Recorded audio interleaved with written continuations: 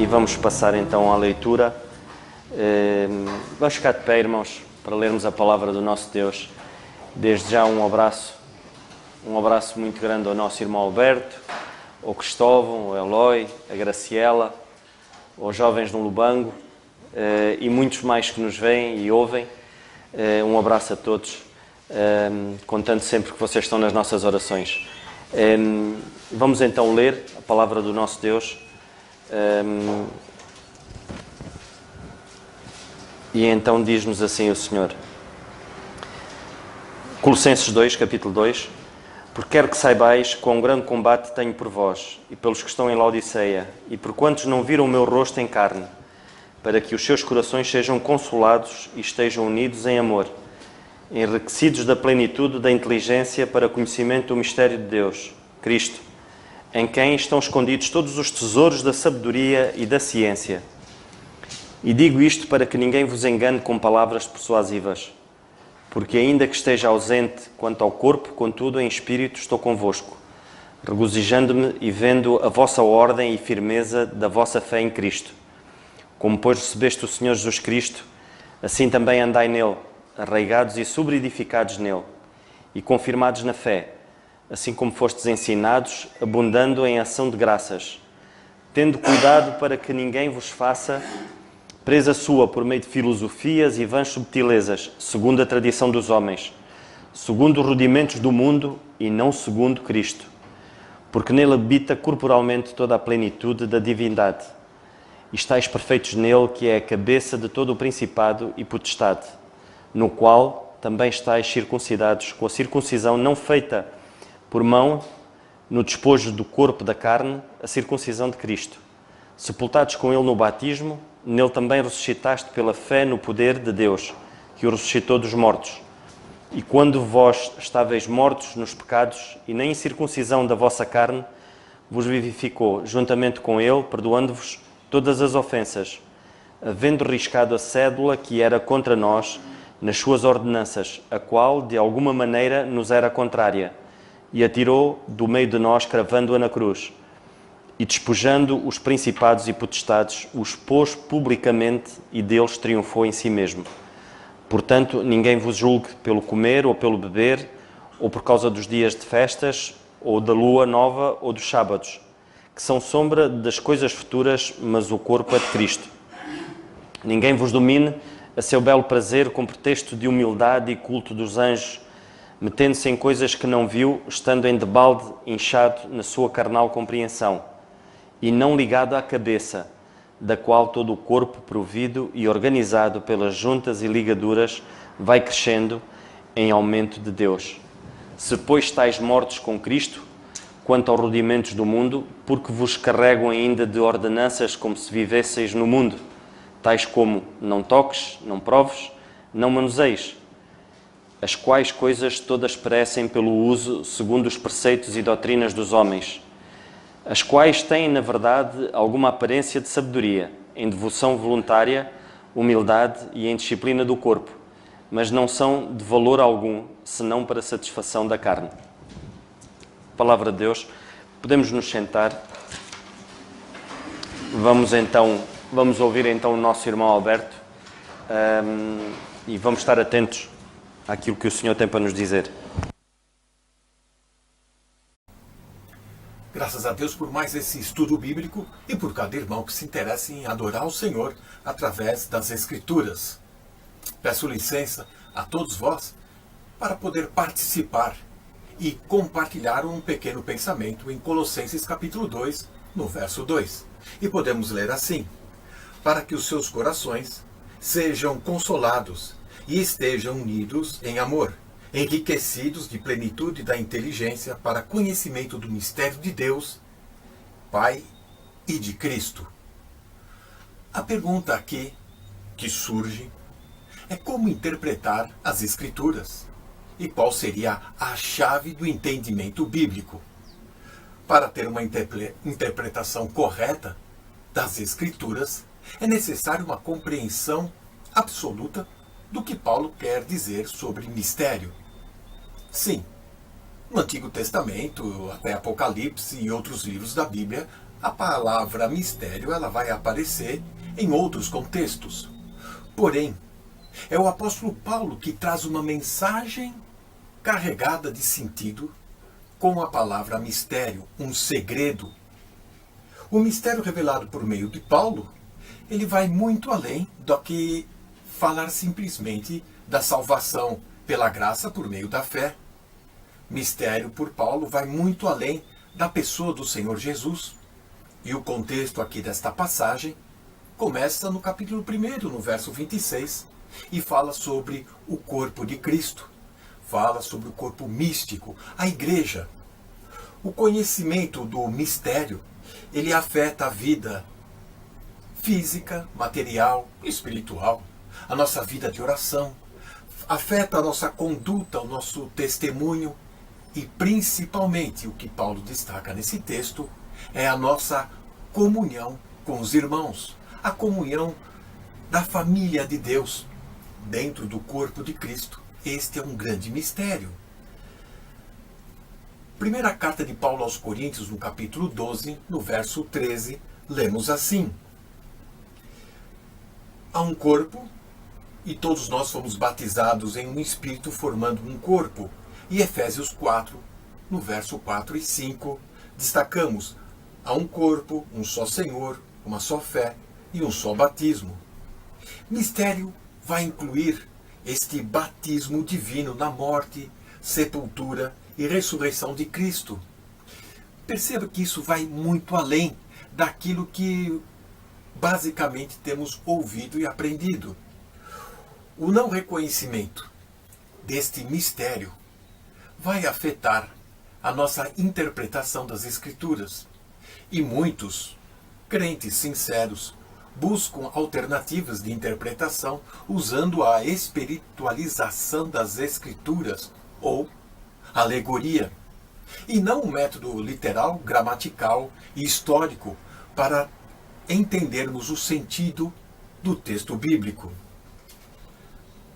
Ignorando a interpretação literal, muitas vezes vamos criar lacunas e contradições aparentes nas Escrituras, e isso torna tudo muito mais confuso e sem impacto e transformação em nossa vida.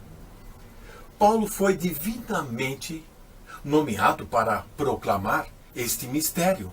É só ele e por meio dele que nós vamos conhecer e ouvir sobre este ensino, que não está nos profetas e muito menos no Antigo Testamento e não aparece nos Evangelhos. Paulo foi então convocado por Deus, através de Cristo Jesus já glorificado, a transmitir esta verdade.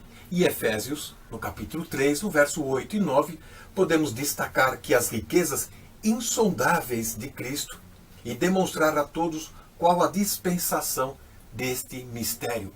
Esta era a sua grande preocupação e o seu ensino para toda a igreja. Ele declara que o seu evangelho é a pregação de Jesus Cristo conforme a revelação do mistério que desde os tempos eternos esteve oculto. Romanos 16, 25. Paulo ele ensinou, labutou, agonizou, grande combate para que os crentes pudessem entender e usufruir deste mistério agora revelado, para que esta verdade possa estar no coração de cada um de nós. O importante é a união em amor dos crentes, unidos em amor. Veja que Paulo está escrevendo para combater o falso ensino do gnosticismo, onde mestres estão ensinando e fazendo acepção de pessoas, e isso cria divisão, afastamento e isolamento das pessoas. O ensino de Paulo é diferente. Ele mostra que este mistério, ele promove a união.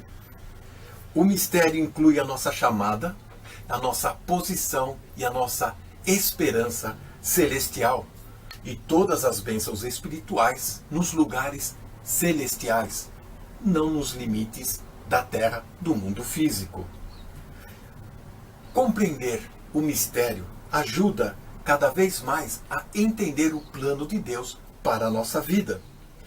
Isso vai incluir ainda mais este efeito profundo de ter harmonia dentro da igreja. Um sentido de lugar na história, no mundo, um sentido de conhecer e estar no centro da vontade de Deus só através deste mistério revelado pelo apóstolo Paulo. Que o Senhor possa nos dar este entendimento. Amém. E eu ouvi o nosso irmão Alberto, e dá para nós em 7 minutos, que é o tempo que ele tem, podermos navegar no mundo de pensamentos que ele vai concentrando. E é mesmo assim que o Senhor nos ajuda a podermos perceber a sua palavra. Eu queria vos falar um pouco acerca de...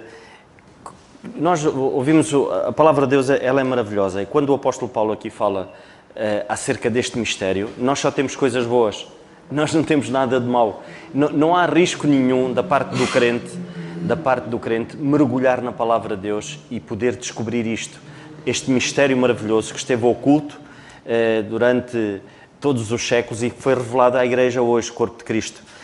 E o apóstolo Paulo fala em riquezas e fala em tesouros escondidos em Cristo. No versículo 3, quando ele fala acerca da sabedoria e da ciência, a sabedoria e o conhecimento.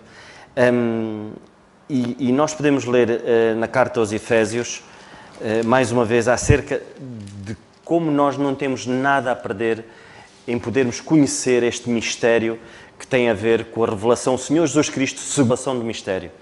Não o Senhor Jesus Cristo segundo o reino, segundo a dispensação do reino, mas segundo a revelação do mistério. Em Efésios, na carta aos Efésios, no capítulo 3, e nós podemos ler o capítulo 3, do versículo 8 e o versículo 9, o apóstolo Paulo diz assim: a mim, o mínimo de todos os santos, me foi dada esta graça de anunciar entre os gentios, por meio do Evangelho, as riquezas incompreensíveis de Cristo e demonstrar a todos qual seja a dispensação do mistério, que desde os séculos esteve oculto em Deus e que tudo criou. Nós já falamos nisto algumas vezes, mas nós vemos agora aqui o apóstolo falar mais especificamente em relação a coisas pontuais, em relação ao tesouro enorme que nós temos na sabedoria, que está em Cristo, e no conhecimento, que está em Cristo também. E de facto é um tesouro enorme. Isto é um tesouro enorme. Eu acho que é o filão, esta é a parte que é o filão, ou seja, numa mina, quando se encontra e quando se escava e começa-se a descobrir pedras preciosas, por si só já é um tesouro. A palavra de Deus já é um tesouro enorme. Mas quando se descobre o filão, que é algo maravilhoso, que está escondido algures e que de repente se descobre, que é num sítio pontual, que está ali. E o filão é algo como que muitas pedras preciosas condensadas ali, num sítio só. Então isto chama-se o filão. Ou seja, e quando o apóstolo Paulo fala acerca deste tesouro escondido em Cristo, é quase como, infelizmente, muitos há, e a cristandade hoje, infelizmente, vive nisto, vive à procura, mas não procura. Vai saboreando simplesmente o tesouro em si, mas não aprofunda, não quer aprofundar, porque contenta-se só com isso, quando a palavra de Deus tem muito mais para nos dar. E nós podemos ver que, de facto, temos aqui um mapa maravilhoso da palavra de Deus. E como seguir este mapa para podermos perceber, de facto, este mistério importante que é de sabedoria e de conhecimento. Quanto mais nós, e se nós pudermos perceber, o Evangelho da graça, a revelação que nos é dada a nós, do Senhor Jesus Cristo neste momento, nós conseguimos ter uma percepção diferente. Nós conseguimos ter essa sabedoria que nos é dada e que nós encontramos na palavra de Deus. O Senhor mostra-nos como é que nós devemos andar. Então Ele diz-nos assim, para nós podermos perceber o mapa, para podermos perceber o mapa que tem várias etapas, e a primeira etapa é esta. Podemos ler na carta aos Colossenses, no capítulo 2 e no versículo 6 e 7, que diz assim: como pois recebeste o Senhor Jesus Cristo, o importante é nós recebermos o Senhor Jesus Cristo. Esse é o primeiro passo, recebermos o Senhor Jesus Cristo. Depois diz assim: assim também andai nele. mas eu vou andar no Senhor Jesus Cristo segundo aquilo que foi anunciado aos judeus, segundo o Senhor Jesus Cristo anunciado à nação de Israel, como o Messias que vinha reinar? Não. Eu vou andar nele segundo aquilo que me foi revelado através do apóstolo Paulo, que o Senhor deu a mensagem ao apóstolo Paulo, algo que estava oculto, um mistério que estava oculto, ou seja, a revelação do Senhor Jesus Cristo, segundo o mistério da graça. Então vou andar nele segundo esta dispensação atual. E depois mais à frente, e este andar nele, quando ele diz assim, andai nele, isto significa o quê? É cada dia, irmãos. É esta sabedoria que vamos adquirindo da parte de Deus que nos vai aproximando mais dele. Então é cada dia. Este andar nele, o receber de facto o Senhor Jesus Cristo na nossa vida é o ato da conversão. E o andar nele é a santificação, que é um passo de cada vez, a cada dia. Mas andarmos da maneira correta. Não vamos viver um evangelho diferente do qual não nos foi dado hoje. Porque senão vamos andar às voltas. E nunca vamos conseguir descobrir de facto estes tesouros maravilhosos e que o apóstolo fala na carta aos Efésios, nas várias cartas ele fala acerca destas riquezas insondáveis que estão em Cristo, e depois podemos perceber nitidamente a aliança que Deus quer fazer connosco. Quando nós lemos assim, mais uma vez vamos ler em Efésios, no capítulo 3, na carta aos Efésios, no capítulo 3, e o versículo 8, vamos repetir o versículo 8 e o versículo 9. E o Senhor diz-nos assim, vamos só ler o 9, e demonstrar a todos qual seja a dispensação do mistério, que desde os séculos esteve oculto em Deus, que tudo criou, para que agora, pela Igreja, a multiforme sabedoria de Deus seja conhecida dos principados e potestades nos céus, segundo o eterno propósito que fez em Cristo Jesus nosso Senhor, no qual temos a ousadia e isso com confiança pela nossa fé nele. Ou seja, nós temos acesso, nós hoje, pela graça de Deus, nós temos acesso a estes tesouros insondáveis. Mas nós temos que perceber a palavra de Deus, como ela é-nos anunciada hoje. Se nós não conseguirmos perceber verdadeiramente isto, então vamos nos dividir. Esta união que o apóstolo Paulo fala aqui no capítulo 2, no versículo 2, que fala que nós devemos estar unidos em amor, se nós não entendermos estas verdades, nós não vamos conseguir andar unidos, não.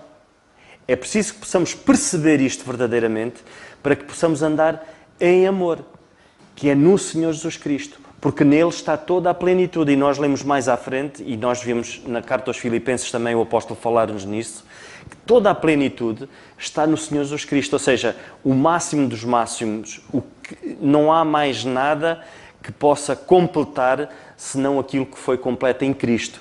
Então nós temos que perceber estas verdades, porque se não conseguirmos entender isto, não vamos conseguir estar de facto unidos. Vai haver divergências. Porquê? Porque nós não vamos conseguir discernir a palavra de Deus. E vai haver aqui coisas que vai nos fazer confusão. Porque uns vão pensar de uma maneira e outros, mas não, a palavra de Deus aqui diz isto, então, mas aqui já diz isso. Então, se houver um entendimento das Escrituras, há união, não há divisão. É a profundidade da palavra de Deus, o descobrirmos estes tesouros, é que faz com que andemos unidos. Esse era o sentimento e era o desejo que o apóstolo anuncia nesta carta aos Colossenses e a estes irmãos aqui, não estando com eles, mas era a oração dele para com Deus em relação a estes irmãos. Que esse seja também a nossa oração, irmãos. Possamos estar unidos no Senhor Jesus Cristo, segundo a revelação do mistério. Eu vou passar a palavra agora a um irmão que queira partilhar connosco algum pensamento.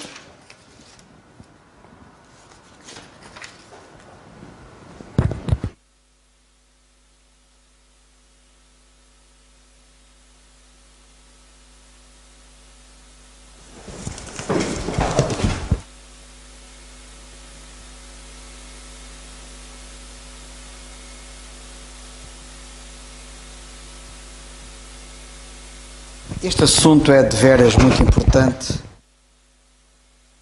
mais do que aquilo que nós podemos imaginar.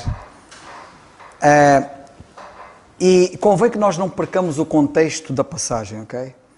Porque o que está no capítulo 2, os primeiros 2 versículos, está inserido no contexto do capítulo 1 e na parte final do capítulo 1.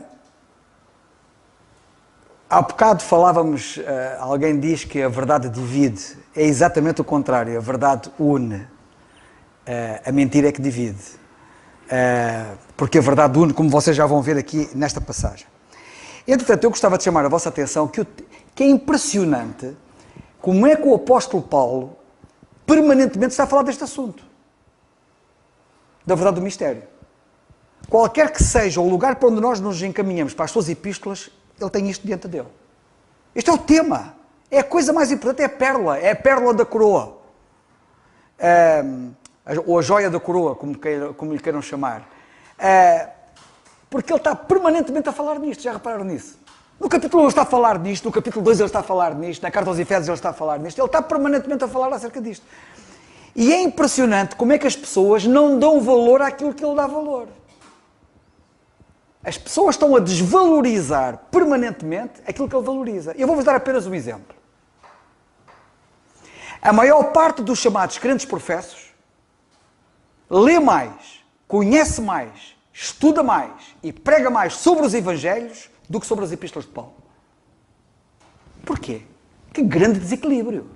É então o apóstolo Paulo que disse, ainda que tivéssemos conhecido a Cristo segundo a carne, agora já não o conhecemos deste modo, e o que nós vemos na maior parte das igrejas é ensinar Cristo segundo a carne, o Cristo dos Evangelhos, e é o Cristo dos Evangelhos permanentemente está a ser ensinado. O que é que o apóstolo Paulo está a fazer nos seus ensinos? Está exatamente a deslocar a atenção das pessoas do Cristo segundo a carne, que ele diz que já não conhecemos, mas para o Cristo glorificado, agora na glória, de onde ele deu esta revelação maravilhosa da verdade do mistério. Nós temos falado muito acerca disto, mas nunca nos cansamos de falar acerca disto, e é muito importante falarmos sempre acerca disto. Ele fê-lo, ele repetiu, até a exaustão, e ele chamou a atenção de Timóteo, o que de mim recebeste, entrego a homens fiéis, para que possam ensinar a outros.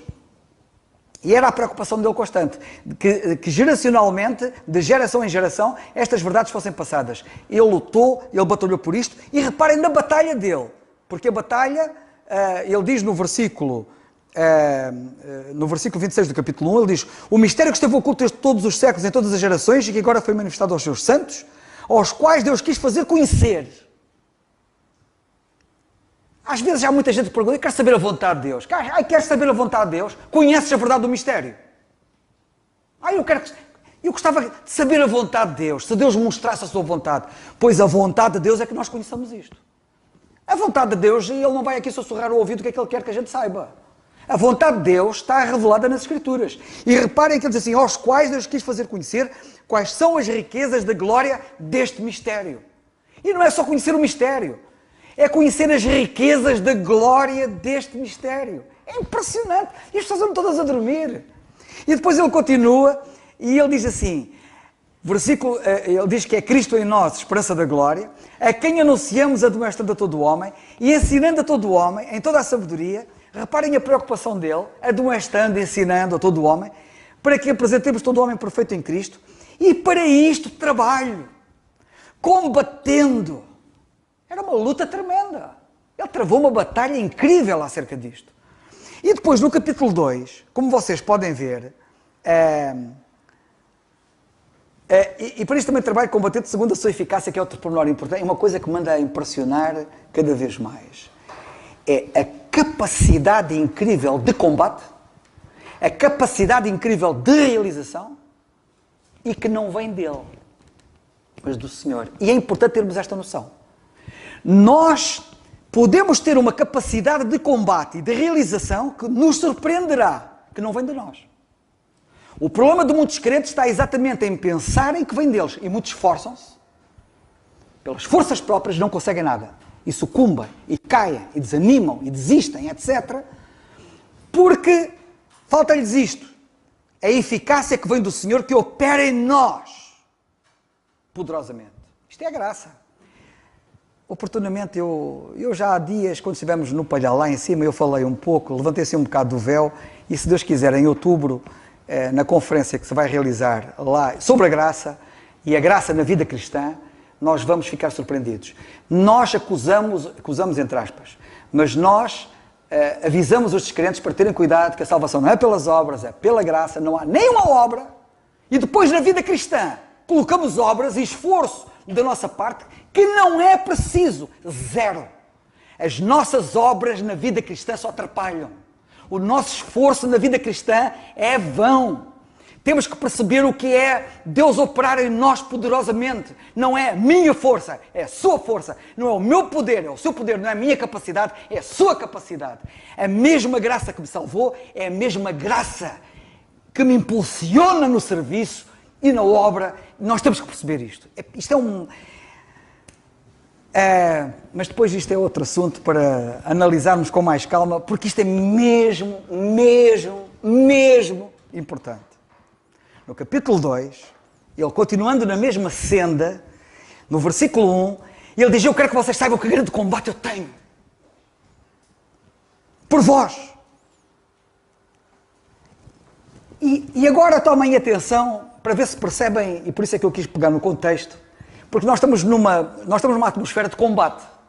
Estamos numa atmosfera de combate, estamos numa atmosfera que já veio no versículo 29 do capítulo anterior, estamos numa atmosfera de admoestação, de ensino, admoestação, ensino, combate.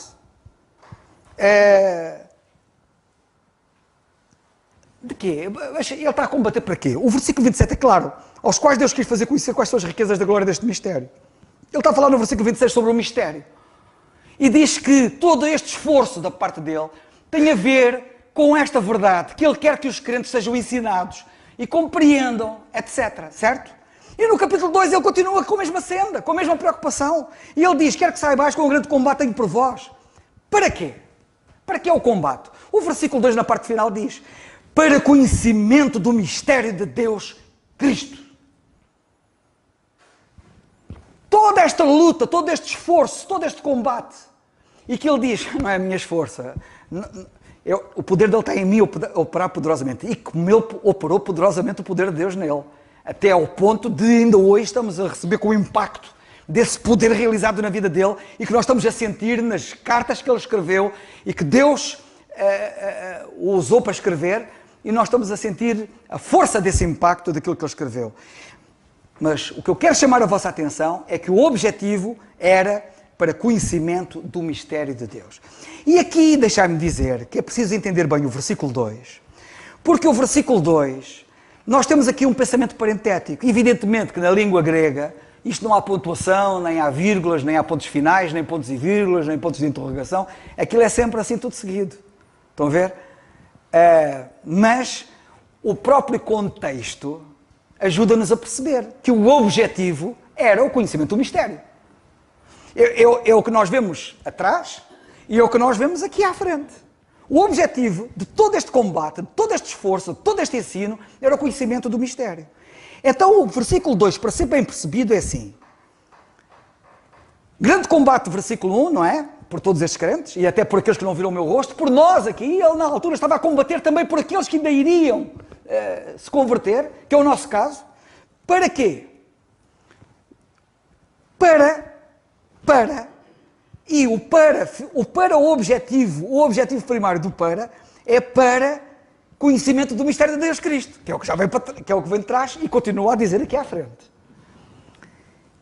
E se nós atingirmos o conhecimento do mistério de Deus, se nós alcançarmos esse conhecimento, se nós chegarmos ao ponto a que Ele queria que nós chegássemos, se nós percebermos a verdade do mistério, então acontece isto, está no versículo 2, que é parentético. Os nossos corações são consolados, e quero-vos dizer que não há nada que console mais o coração do que o conhecimento desta verdade. Não é por acaso que muitos crentes, quando compreendem a verdade do mistério, dizem: isto é como ter uma segunda conversão. Quando compreendemos esta verdade, o sentimento é como se eu tivesse uma segunda conversão. É uma consolação tremenda. Estarmos unidos, esta verdade leva de facto aos crentes ficarem unidos e a terem convicções de certezas profundas. Não é, e tal, eu acho. Não. Assim diz o Senhor. Certeza. A plena certeza da compreensão. A plena certeza da inteligência é a plena certeza do entendimento, ou a plena certeza da compreensão. Plena certeza. Não é a certeza apenas, é certeza plena. Eu tenho aqui muitas coisas para dizer e às vezes tenho dificuldade em saber por onde é que eu vou, mas eu por aqui tenho que ir. Quando estivemos no Palhal, agora há dias, houve alguém que manifestou, fez uma pergunta, e a pergunta incidia sobre o receio, a incerteza da pessoa.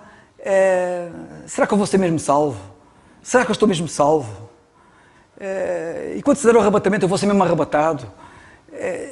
No fundo, a pessoa estava a manifestar alguma insegurança, um certo vacilar perante esta questão. Eu tive a ocasião de dizer que só está nessa situação quem não percebeu a verdade do Evangelho. Porque a verdade do Evangelho não é acerca de nós. A verdade do Evangelho é acerca de Cristo. O que me garante a minha entrada no céu é Cristo, não sou eu. Não é o meu esforço, não é a minha fidelidade, não é o meu amor, não é o meu empenho, até porque já percebemos que empenho que conta não é nosso, nem isso é nosso, mas é Cristo. Por isso é que ele diz no versículo 28 que ele queria apresentar todo o homem perfeito em Cristo. Ora, se eu sou apresentado diante de Deus perfeito em Cristo, onde é que está a minha dúvida? Onde é que está a dúvida de que eu estou salvo? Qual é a dúvida de que se o Senhor me chamar agora neste momento eu estou lá na presença dele? Onde é que está a dúvida? Eu estou perfeito o quê? Nas minhas fraquezas? Ou na minha força? A minha segurança incide na minha realização, no meu desempenho? Não. Em Cristo. E se eu estou em Cristo, eu estou perfeito em Cristo. Portanto, eu sou arrebatado, eu entro no céu, eu tenho tudo. E o apóstolo chegou a um ponto assim, tudo é vosso. Até o futuro é vosso. Qual é a dúvida? Só quem não compreende a verdade do Evangelho é que anda inseguro. E sabem quem é que não compreende a verdade do Evangelho? São exatamente aqueles que não compreendem a verdade do mistério.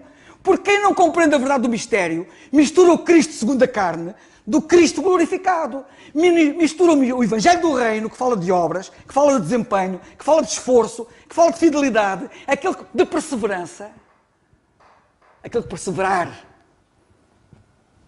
até ao fim. Isso é estranho ao Evangelho da Graça. O Evangelho da Graça não fala nisso. É exatamente uma mensagem completamente diferente. E, portanto, é muito importante nós percebermos o teor e o caráter do Evangelho da Graça e da verdade do mistério. Porque ambas as coisas fazem parte do pacote. Evangelho da Graça ou o mistério. O apostolado de Paulo. E, portanto, eu queria chamar a vossa atenção, em primeiro lugar, para a plena certeza do entendimento. Plena certeza. Quem compreende estas verdades tem plena certeza.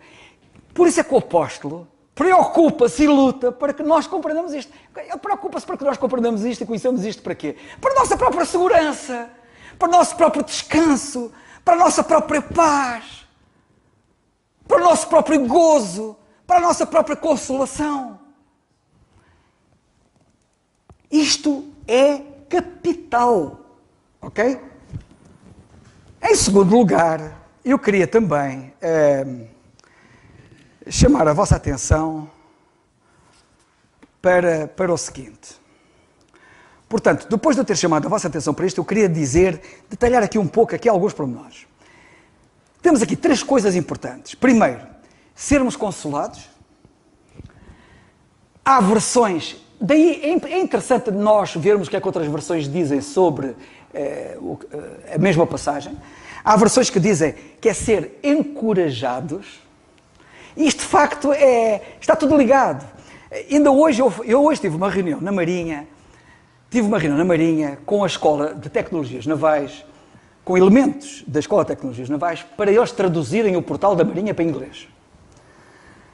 E estávamos a falar acerca das traduções, e eu também traduzo alguma coisa, portanto, a tradução não é uma coisa que me é alheia. E eu estava a falar com eles,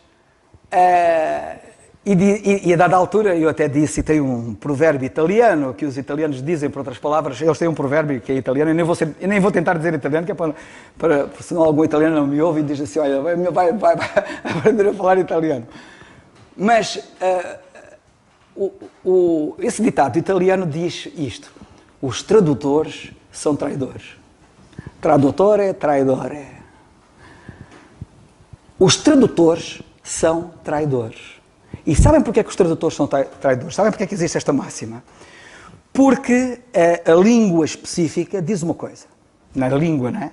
Quem conhece a língua sabe o que é que está a ser dito.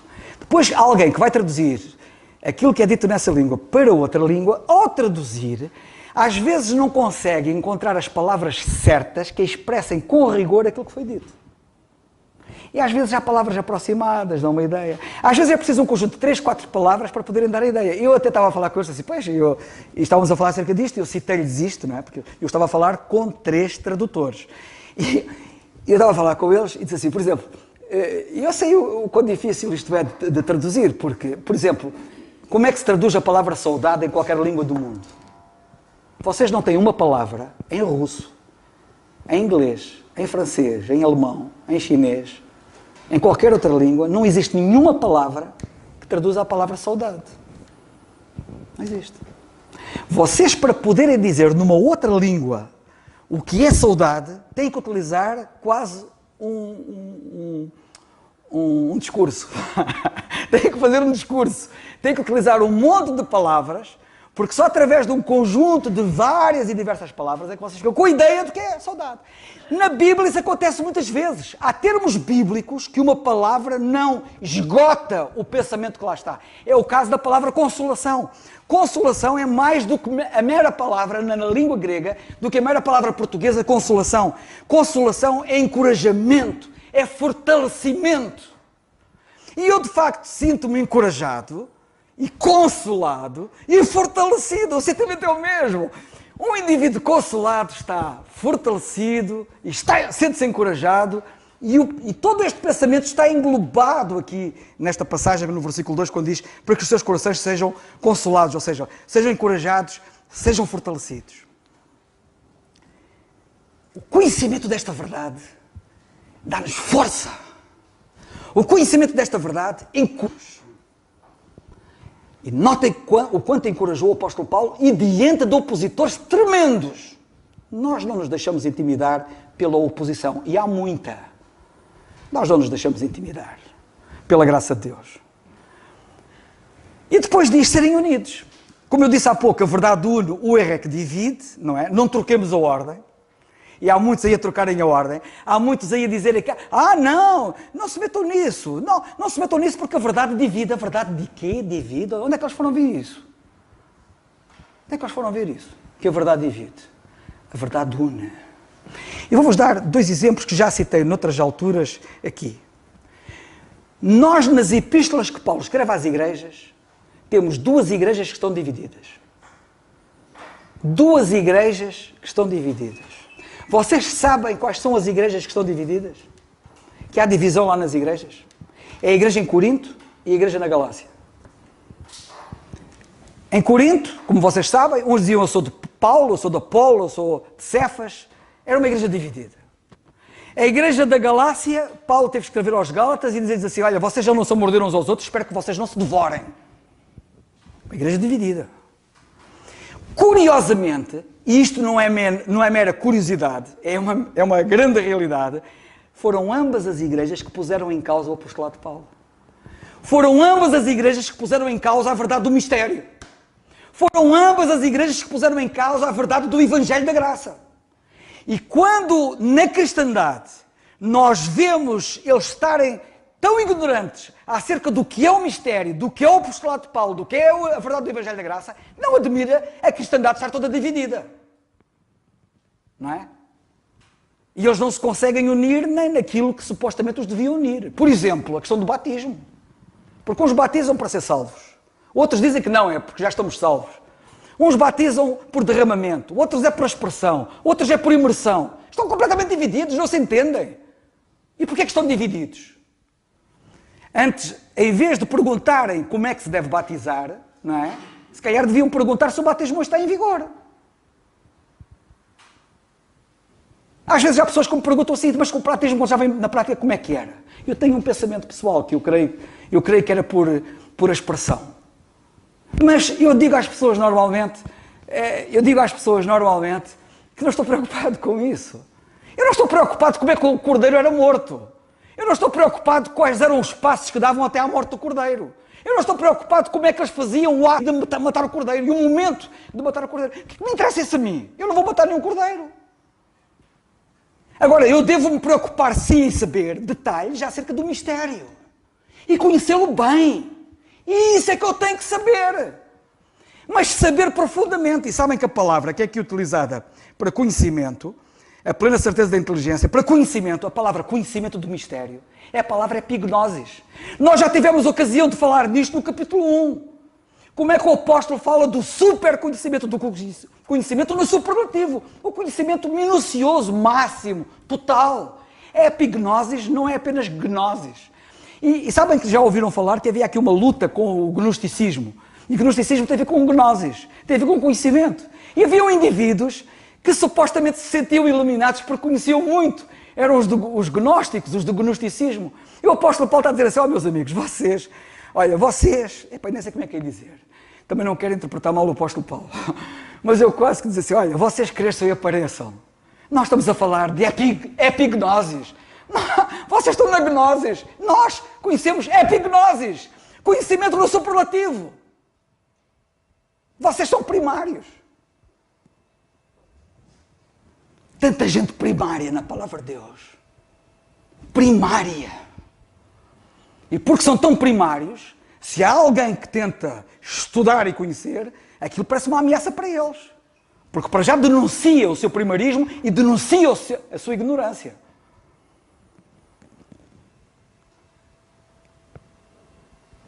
E portanto eu queria chamar a vossa atenção para isto. A verdade une.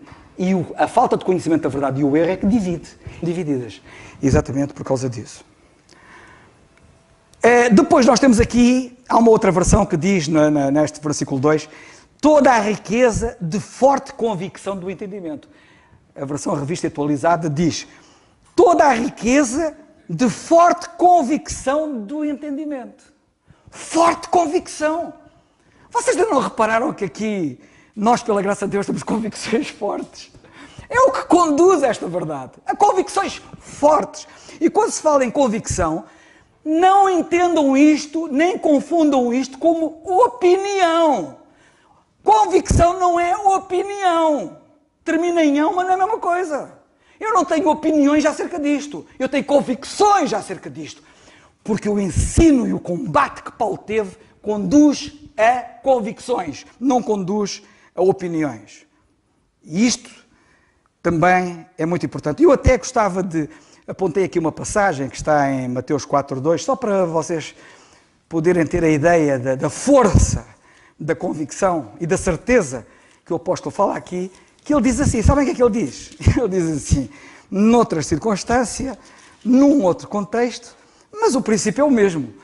E ele diz assim, que diremos, pois, ter alcançado Abraão, nosso pai, segundo a carne? Versículo 2, porque se Abraão foi justificado pelas obras, tem que se gloriar, mas não diante de Deus. E eu não estou a citar a passagem.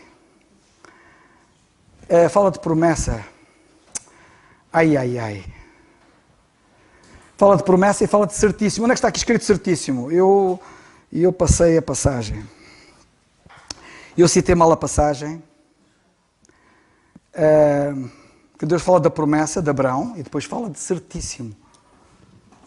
Ai. Se calhar é o 12? Não? Ninguém me ajuda? Está no capítulo 4, supostamente eu não me enganei. Em que diz que Abraão estava certíssimo. E eu estava certíssimo pela promessa de Deus. E eu quero chamar a vossa atenção para isto.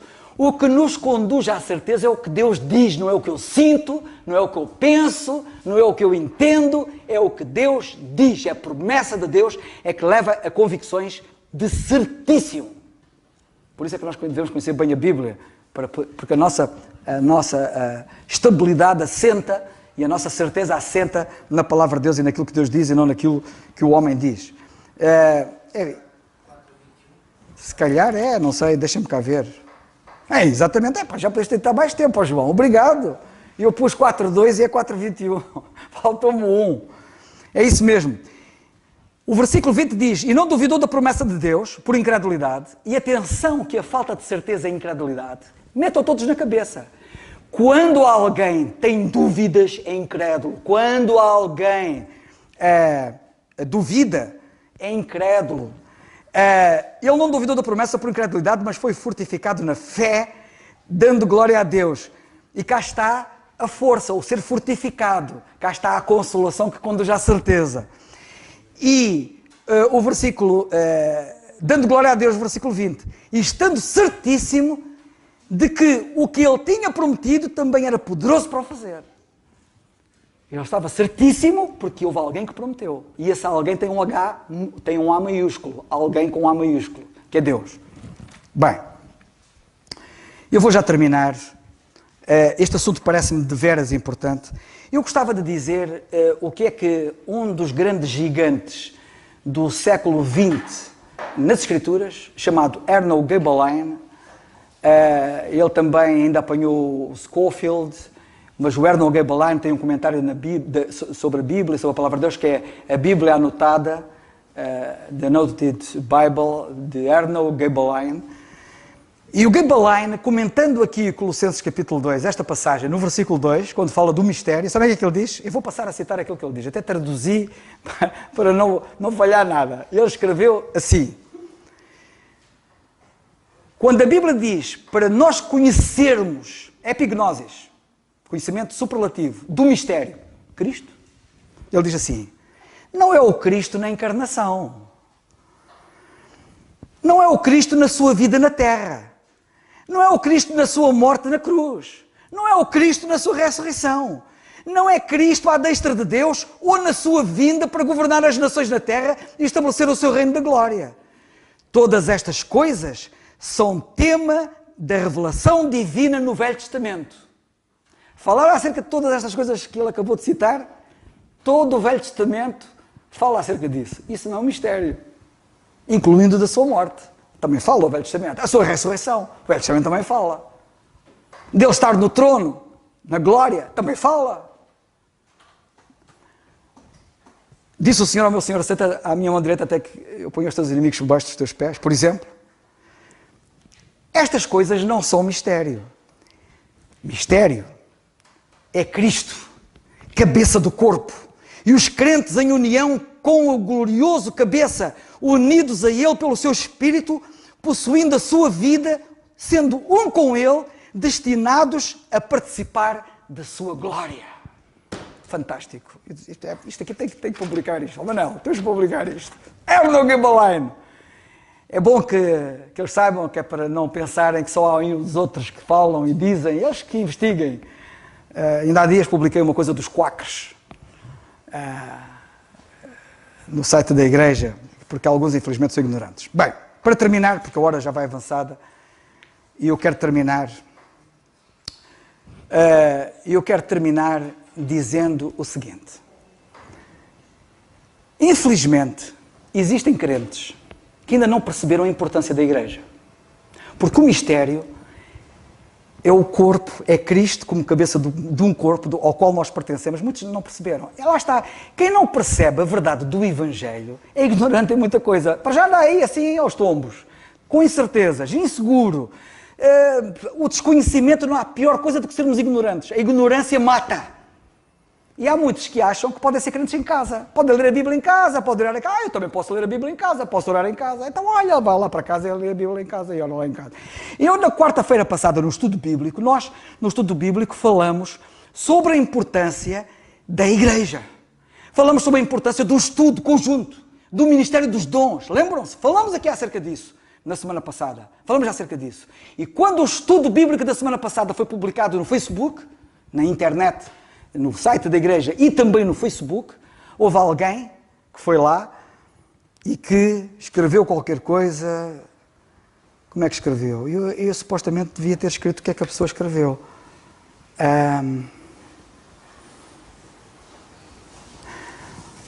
A pessoa comentou o vídeo do estudo bíblico da semana passada da seguinte maneira, com uma pergunta: os ausentes perdem sempre, verdade? Foi a pergunta da pessoa. Os ausentes perdem sempre, porque eu tenho de dizer, olha, muitos deviam estar aqui, são os ignorantes, não sabem nada, e depois dizem que gostavam de aprender e conhecer, mas não fazem pela vida, deviam estar aqui e não estão, e depois queixam-se. E isto foi dito na semana passada, se vocês se recordam, é só irem ouvir outra vez o estudo da semana passada.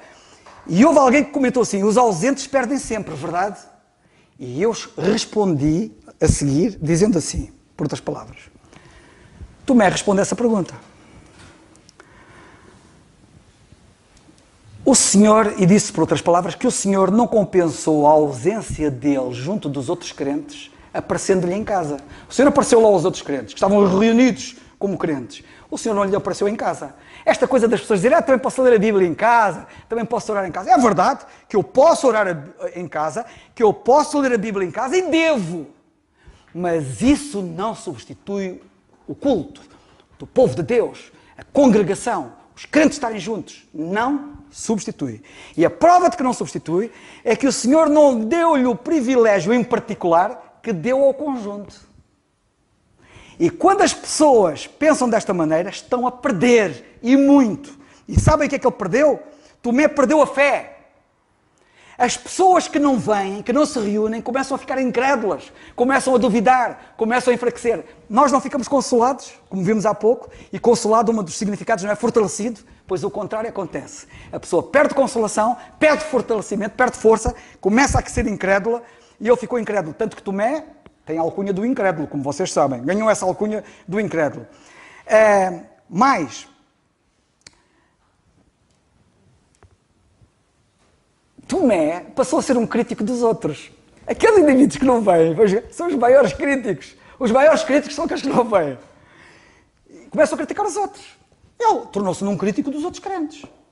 Porque os outros crentes chegaram ao pé dele e disseram assim, o Senhor apareceu, esteve connosco, foi fantástico. Não, vocês são mentirosos, estão a mentir. Já viram? A denegrir o caráter deles, a denegrir a palavra deles, a duvidar do que eles diziam.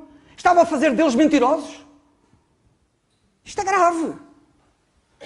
Mas é isto que nós fazemos quando ficamos fracos e ficamos incrédulos. E mais, e eu disse mais, e disse lá várias coisas, vocês vão lá ver o que está lá escrito. Perdeu estar com o Senhor de uma forma única e irrepetível. Sabem que há situações que acontecem, que só acontecem uma vez na vida e nunca mais se repete. O culto 2 só acontece aqui e nunca mais se vai repetir.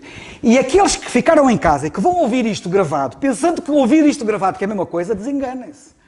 Porque não estiveram aqui a sentir o sentimento ofegante das orações dos crentes, a comunhão, o calor, a partilha, a consolação, o encorajarmos, o falarmos, o cumprimentarmos, o abraçarmos e até o chegarmos ao pé de alguém e dizer assim, tem um problema, vamos ajudar. Tanta coisa. Por isso é que a Bíblia diz, não deixando a nossa congregação, como é costume de alguns, não deixando de nos congregar, como é costume de alguns deixam de se congregar. E eu, portanto, gostava de terminar dizendo o seguinte. Reparem que nesta passagem nós temos aqui outros propósitos da reunião do culto. E termino com isto. Para que igreja? Qual é a vantagem de haver igreja? Qual é a vantagem dos crentes estarem reunidos? Olha, 3 coisas importantes. Para sermos consolados, para sermos unidos em amor, quem não vem cá não me ama de certeza. Não quer nada comigo. Eu quero milhas. Olha, nós aqui somos família. A sério.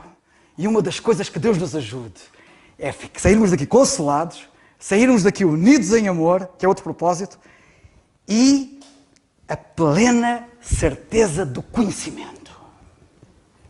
Saímos daqui mais sólidos, a conhecer melhor as Escrituras.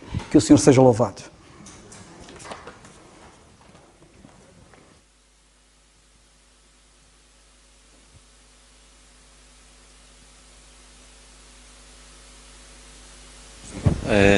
O Senhor Jesus Cristo, quando andava aqui na terra, uma vez disse aos judeus no Mateus 6:21, quando ele disse: onde estiverem os vossos tesouros, aí estará o vosso coração.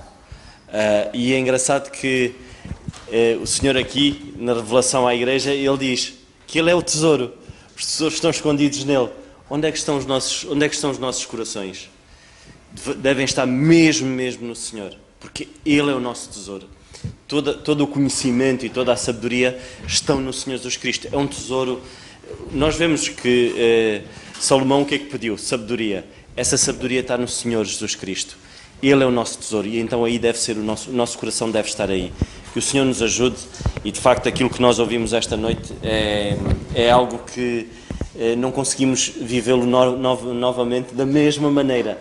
Podemos viver, mas de uma maneira diferente, não com a mesma intensidade. É por isso que a palavra de Deus, tantas vezes, nós lemos um versículo e lemos a palavra de Deus outra vez e tantas vezes. E há uma vez que um irmão pega naquela palavra e dessa única vez ela toca-nos de uma maneira, ou seja, o Senhor fala-nos de uma maneira impressionante, mas passou.